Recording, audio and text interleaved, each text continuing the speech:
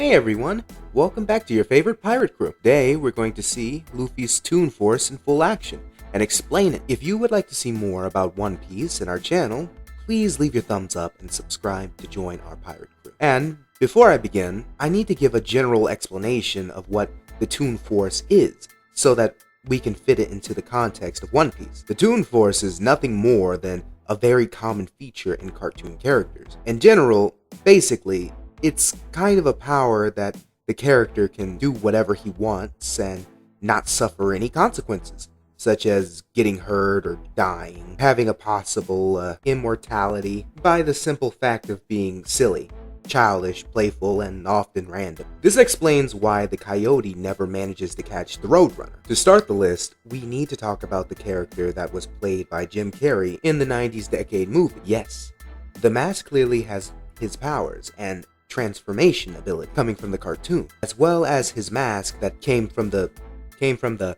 god Loki, which is Norse mythology. It's the god of jokes and cheats, very similar to a cartoon that often play with their opponents or cheat to win. Our beloved Felix Cat is famous for using his black and white to transform parts of his body into objects. Woodpecker possesses the ability to be totally indestructible and manages the feat of deceiving his opponent, aside from his humor, which often uses weapons and methods to win with dishonesty. And finally, Popeye has basic power, but his durability is so great that he could be beaten and broken, but everything changes when he opens his good old spinach can, and then he not only gets a huge increase in durability, but an increase in strength and speed. Now that we have the basic explanation of what the Toon Force is, let's explore it in the context of One Piece. We already know that at this point in the league, the true identity of Monkey D. Luffy has been revealed. Hito no Mi Zoan Mo Nika. For a long time, the world government hid the true name of the fruit. Now that Luffy has gone through an awakening and given his new power a test, the truth can no longer be kept a secret. Apparently, Luffy's real ability is to invoke cartoon physics, and his rubber body is just an extension of that power. By activating Gear 5 and assuming the form of the Sun God, his personality, his fighting style, and even his entire aesthetic are greatly altered. If he can really bend the laws of physics like a cartoon character, then there's no telling how broad his skill set might become. To clarify, applying cartoon physics, our Toon Force, is kind of meta skill in fiction. Of course, cartoon characters use it all the time. When it is present as a unique ability, only the characters who receive the ability can apply it. This is a rare ability in anime, but some notable users include Panty and Stocking, Toon World Cards, Yu-Gi-Oh!, Haruko Haruharu, FLCL, and Noi Harime, Kill la Kill. Now, it seems that Luffy can count himself among this handful of anime characters who employ cartoon physics where others cannot. It's hard to imagine a specific ability to invoke cartoon physics in a story like One Piece, because the series is already so inherently cartoonish. The characters' eyes pop out of their heads, their jaws drop a lot, their teeth grow back after being knocked out, and they can survive many things that normal humans cannot. The Western influence in One Piece is obvious. However, Luffy has done many things in One Piece to look particularly cartoony. Of course, his rubber body allows him to stretch and inflate by blowing on his thumbs. He also tends to eat tons of food, get obscenely bloated, and burn everything instantly. He is also somehow able to rebound his Gear 4 attacks in the air. Kado even calls him out on this. Most of these unrealistic feats remain unique to Luffy, even after over 1,000 chapters and episodes. To further empathize the cartoonish nature of Luffy's awakening, his entire aesthetic was changed to Gear 5. Many of his features have been simplified and his lines have been softened. The exaggeration of his movements is shown in the way different parts of his body inflate. A similar phenomenon can be observed when Popeye eats spinach. While many characters in One Piece have eye-popping and jaw-dropping moments, Luffy's are brought up to 11 in his new state. The only character that rivals him in this department is Buggy, and he needs his own Akuma no Mi to do so. All of these things go together to make the Straw Hat Captain look the most animated of the cast. The application of cartoon physics is not just for Luffy.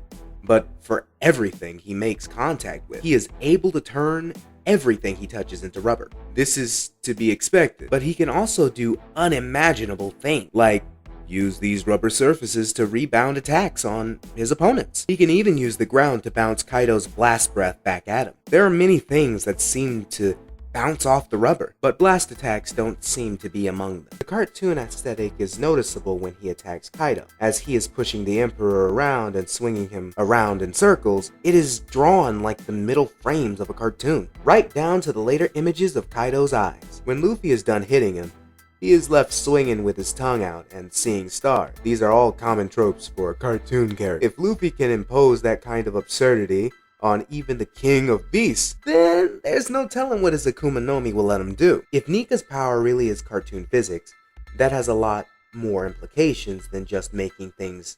It just depends on what aspects of cartoon physics are being applied. If the rules are like Who Framed Roger Rabbit, for example, then Luffy can do pretty much anything, as long as it's for the sake of comedy. Or it could be like The Mask, where the feats are ridiculous, but the intent doesn't necessarily need to be comedic. This would certainly apply to Luffy when he's punching the air to pulverize his enemies. The idea of a cartoon character being able to do anything is pretty vague and can have all sorts of different meanings. If Luffy's Akuma no Mi allows him to do a complete cartoon, then he really will be able to run wild. He could pull safes, pianos, and anvils out of nowhere to throw them at people. He could paint a hole in a solid surface and run through. He could cover impossibly long distances in an instant, regardless of obstacles. He could even learn to break the fourth wall in good time. If Fruit's power really are as limitless as the five elders are making it seem, then the only real limit is Luffy's imagination. There is also the question of what other changes can be made to the aesthetic of One Piece when Luffy uses his Devil Fruit awakening, especially in the anime. Toei may even incorporate some Western animation techniques for Gear 5. Even if only briefly. It wouldn't be surprising to start hearing Hanna-Barbera sound effects in the background. As with Akira no Mi, it's all about how far they are. Despite last chapter's spectacle, it's only the tip of the iceberg. There is still so little known about what Luffy's new powers are, and what can be done. If Nika's powers really are that of cartoon physics, there are still many avenues to be explored. The Toon Force is something very interesting and simple at the same time. After all, it is a concept that is based on a drawing that can be used in many different ways. An example is a character will randomly appear and pinch your nose to make a joke, but if you try to do something with it, you will be hit by a ton of bricks, be run over by a truck, or a safe/anvil may fall over your head out of nowhere. They also don't follow the laws of physics and can distort reality. They have metamorphoses, deception feats, and anything you throw at them will come back twice as strong, causing quite a bit of damage. After all, as they don't feel pain, they are not living characters, but inanimate ones. But in general, it's a very interesting element that Oda approached. Let's wait to see the development of the next chapter to see what will be of our Straw Hat. That's it, my Mugiwara. I really hope you enjoyed this video. And if you have any suggestions for a video, don't forget to comment below, because I'll be reading them as always. I always do. Also, don't forget to leave a like if you enjoyed the video. And be sure to subscribe and ring the bell so you don't miss out on any content. From